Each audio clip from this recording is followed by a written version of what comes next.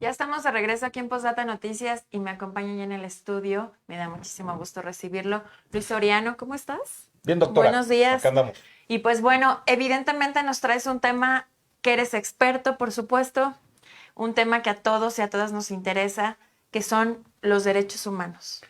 Sí, Pero estos derechos humanos, como lo platicábamos fuera del aire, amigo, cuando nos dicen derechos humanos, yo creo que todos inmediatamente nuestra mente evoca el defender delincuentes, ¿no?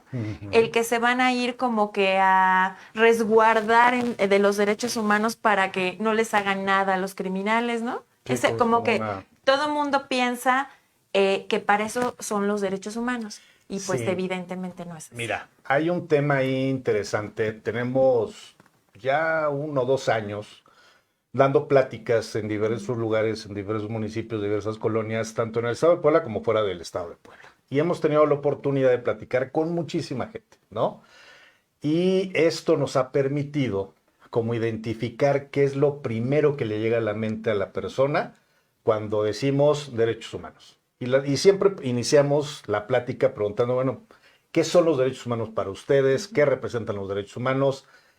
¿Para qué sirven los derechos humanos? ¿No? Y cuando decimos para qué sirven los derechos humanos, invariablemente en todas las reuniones en las que hemos estado, siempre ha habido por lo menos una persona Así que ha es. dicho, no, para defender delincuentes. Híjole, qué fuerte, ¿eh? Sí, Qué fuerte escuchar esto, porque al final esto no es así, ¿no? Y hay que cuidar mucho eso y hay que entender por qué lo dice la gente. Desde más o menos, yo tengo conocimiento de la vida pública, de la vida política, desde el 93, 94, que tenía 16, 17, 18 años, que empezaba yo como a tratar de entender el mundo. Y desde esa época siempre escuché en mis maestros, en mis compañeros, en mis amigos, en mi círculo, el tema de los derechos humanos defienden delincuentes. Y más cuando vengo de una familia de abogados, ¿no? No, los derechos humanos defienden delincuentes.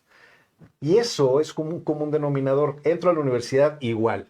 Varios de mis maestros decían, es que los derechos humanos defienden delincuentes. Ojo, no estaba todavía la reforma constitucional del 2011, ok. o sea, como está hoy, Ujú, que habla de los derechos humanos.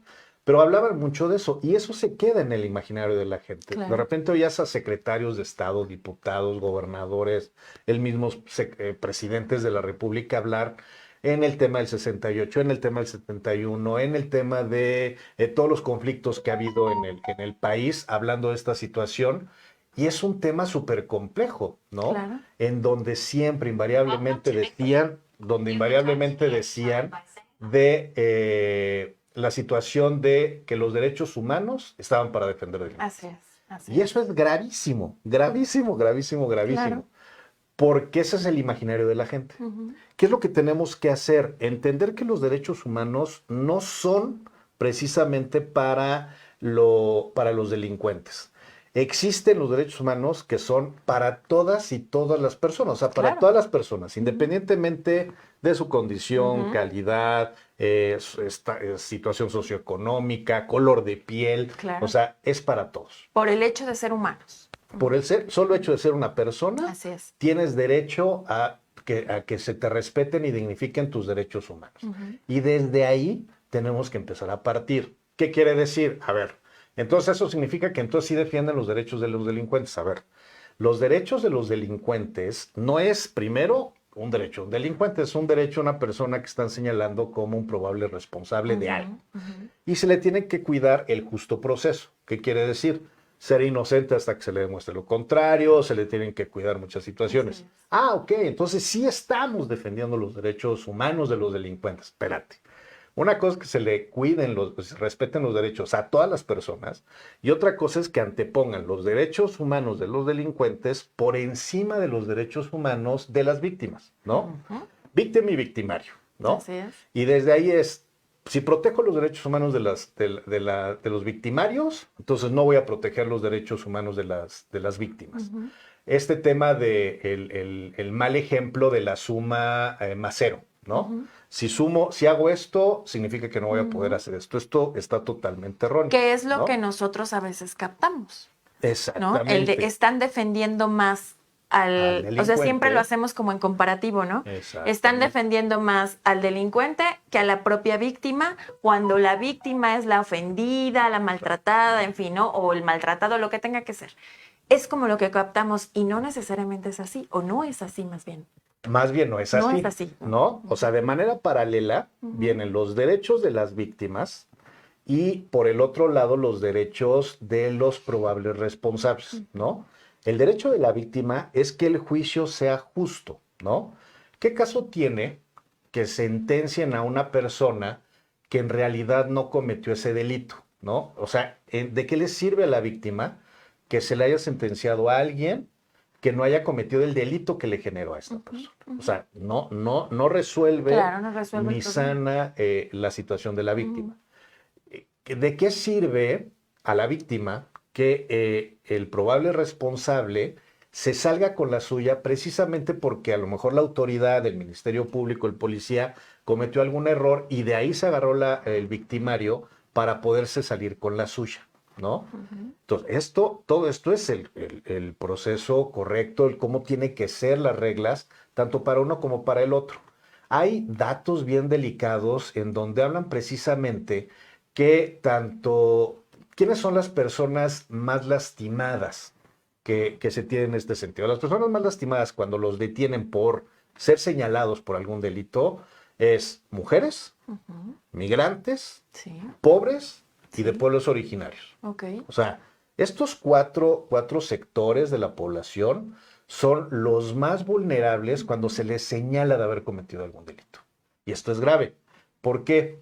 Porque entonces sí existe un sector de la población que sí está recibiendo un trato desigual frente a otro extracto de la población que está recibiendo un trato tal vez justo o correcto frente a esta situación. Y precisamente una de las razones por las cuales se conmemora el día de hoy, el Día de la Mujer Trabajadora, bueno, antes era el Día de la Mujer Trabajadora, el Día Internacional de la Mujer Trabajadora, hoy es el Día de las Mujeres, es precisamente por estas violaciones sistemáticas a este sector de la población que se ve vulnerado inclusive por el solo hecho de caminar en la calle.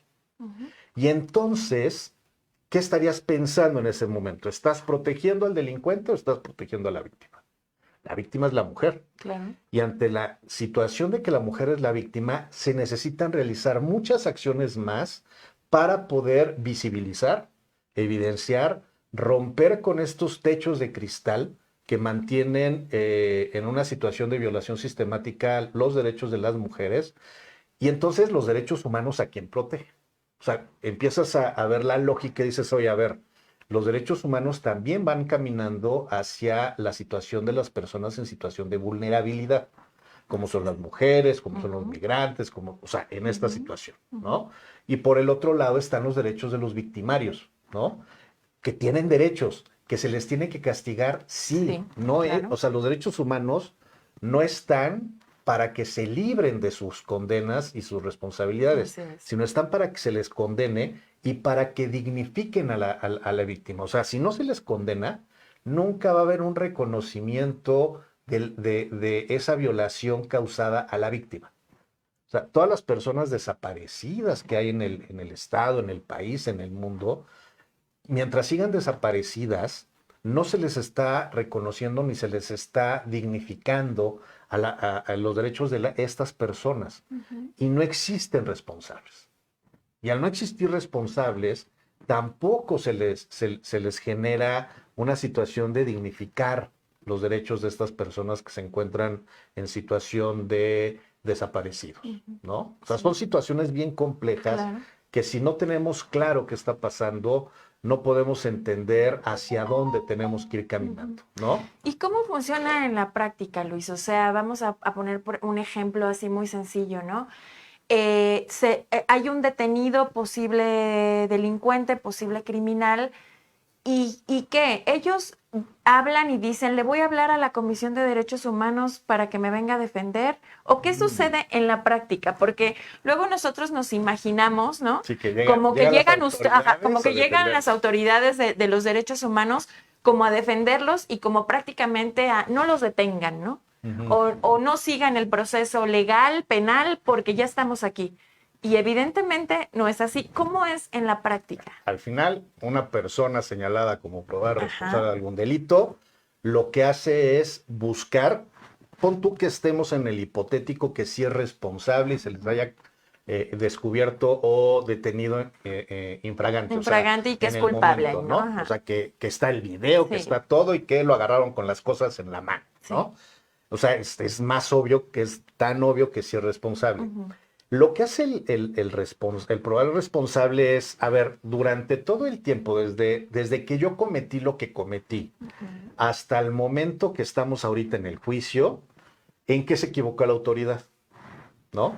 Y entonces yo hice esto, llegó un policía y me golpeó cuando no tiene derecho a golpear a nadie el policía. Y no solamente me golpeó, yo me robé 100,000 pesos y me quitó 50,000 y me dejó 50,000. Esa es otra situación que no debe de pasar.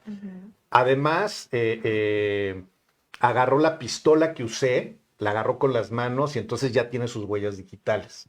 Y entonces es error tras Error error, tras error. ¿no?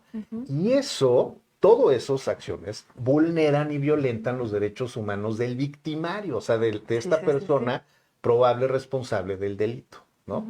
Y entonces, ¿qué hace esta persona? Pues lo único que hace es decirle al abogado, oye, a ver, abogado, pasó esto, esto.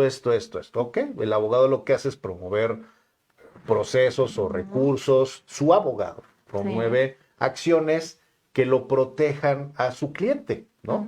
Y dentro de eso es la violación de los derechos humanos, porque a mi cliente le violentaron, o sea, no estamos entrando en materia de si eso no es responsable de algo, sino en el momento en el que lo detuvieron, lo golpearon, le robaron, le dijeron que hizo algo y no es cierto, tocaron un arma que dicen que es de él cuando en realidad tiene las huellas del policía, o sea, y entonces empieza a generar este tema.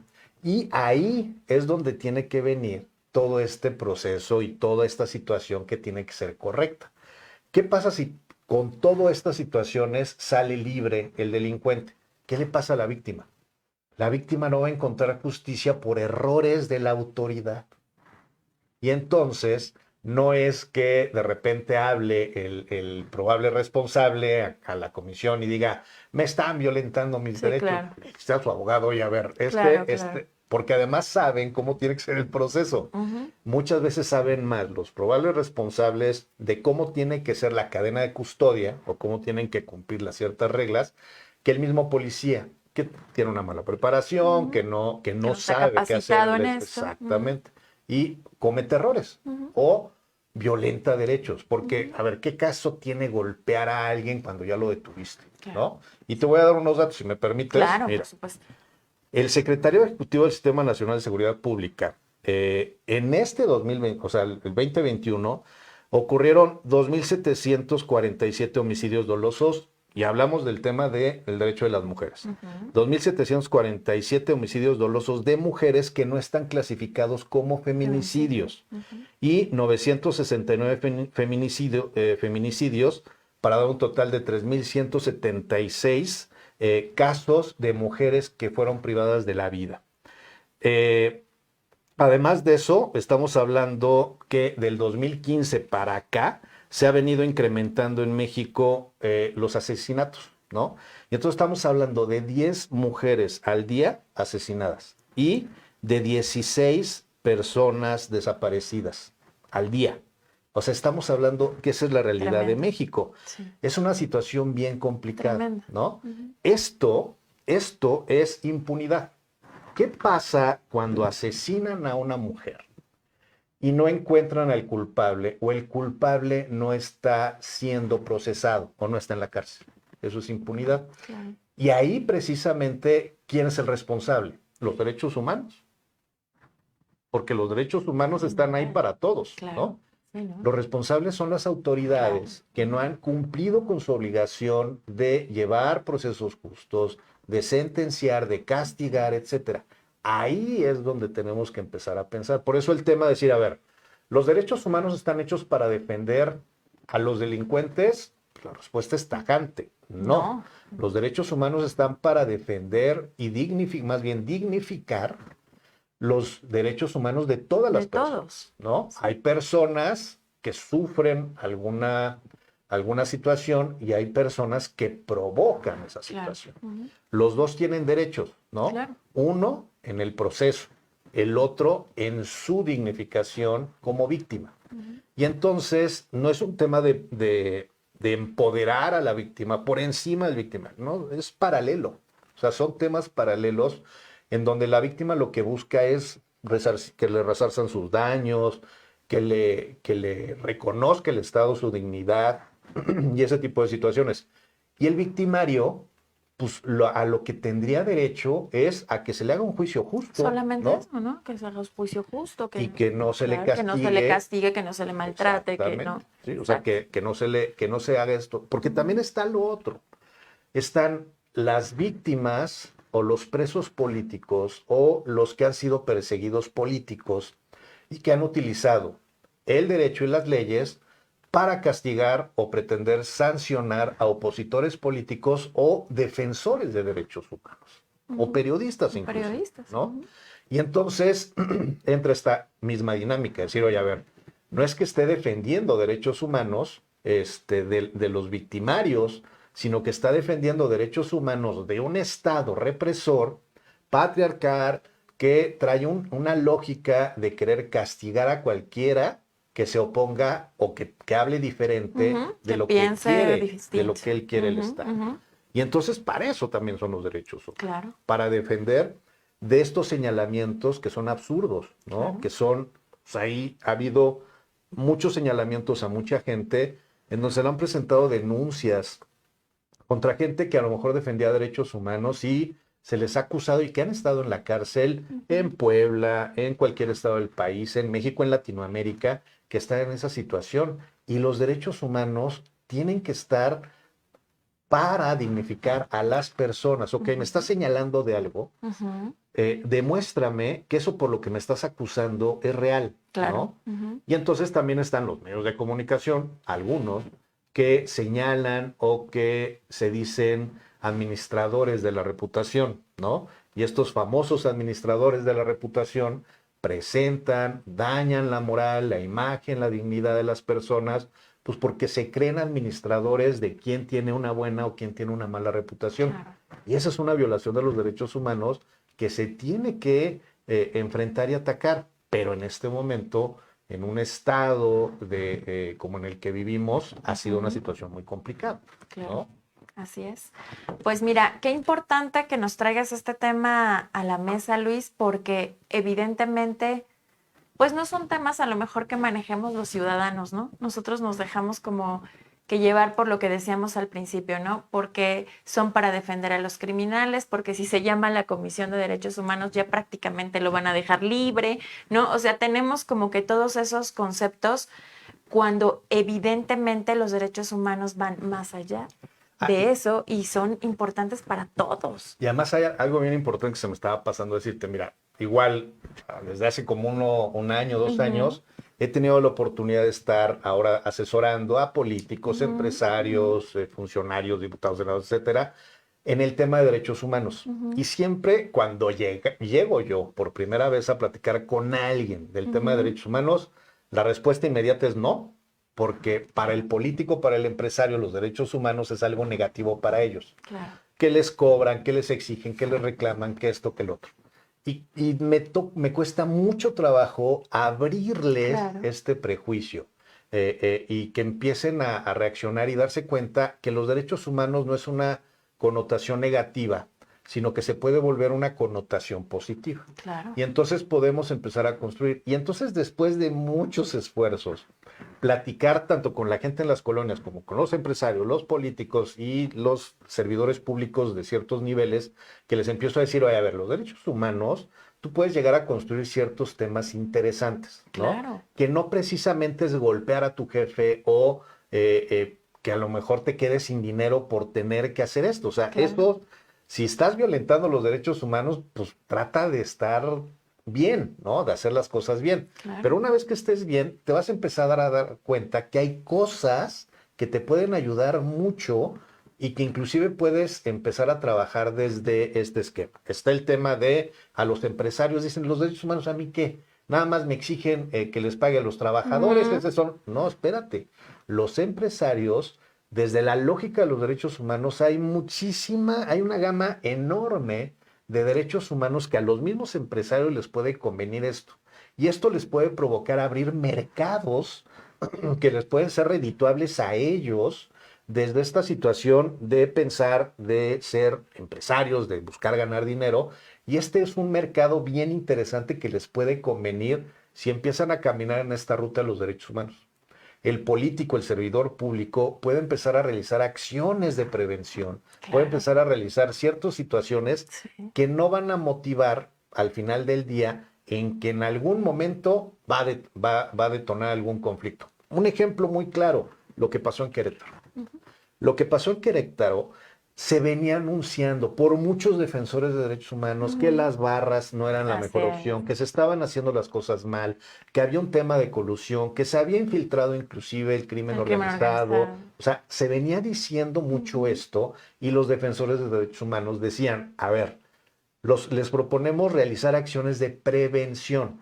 O sea, antes de que pase alguna situación lamentable, hagamos ciertas acciones que convengan. Esto les va a ayudar primero al dolor de cabeza de un fenómeno como el que está pasando. Hoy Querétaro se va a quedar sin equipo, se va a quedar sin estadio, la afición se va a quedar sin fútbol en Querétaro de ningún nivel.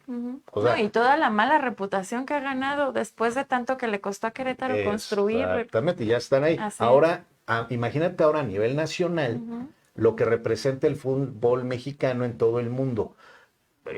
México no tendría que ir al Mundial de Qatar, tendría que ser más o menos violentos, así es. No, pero tendría que ser sancionado por la FIFA. Así es. Así como están haciendo que Rusia se ha eliminado del Mundial por este conflicto bélico, México tendría que ser sancionado. Y podría ser, todavía podría pasar. Por violentar los derechos de la afición. Así es. Porque acá se le están violentando los derechos de la afición y se le están violentando los derechos de los niños, niñas, adolescentes, que ven en el deporte una alternativa de seguridad, de esparcimiento, y además de la no violencia. Claro. Y al ver esto, lo que hacen es provocar una enseñanza contraria a la dignificación de los derechos humanos.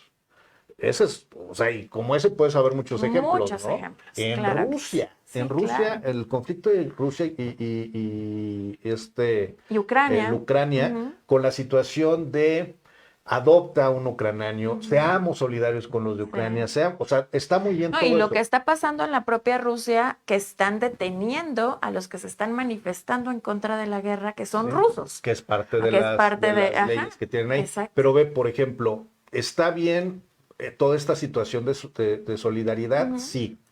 Pero lo que está mal es lo que está circulando en las redes sociales diciendo, es que estas personas no son como los Pakistán, no son como los de Irak, no son como estos. Son blancos, son de ojos claros. Es increíble ver que estén sufriendo personas con esas características. Eso es gravísimo también. Y entonces nos damos cuenta que la lógica occidental o de este mundo occidental es una lógica racista y xenófoba que es súper delicada. En lugar, por ejemplo, aquí en México me ha tocado escuchar muchos comentarios de sí, que Ucrania, que no se vale, que no es justo, que esto, que el otro, pero voltean a ver a un salvadoreño, un guatemalteco que está pasando las fronteras a México y entonces empieza la criticada de por qué a ellos sí, ¿no? Pero por el otro lado están diciendo, sí, que vengan, les abrimos las puertas a los ucranianos, que vengan, les encontramos trabajo, empleo. Bueno, ¿y qué pasa con los haitianos, salvadoreños? ¿Seguimos siendo así? Ese tema es parte de las situaciones que tenemos que cuidar. Demuestra nuestra gran ignorancia de los derechos humanos y que requerimos, obviamente, sensibilizarnos en ese tema. Te agradezco muchísimo que hayas venido. Al orden. Temas de verdad interesantísimos. Nos tenemos que ir a un corte. Muchas gracias, Luis. Pero regresamos. Todavía hay información aquí en Postdata Noticias. Síganos.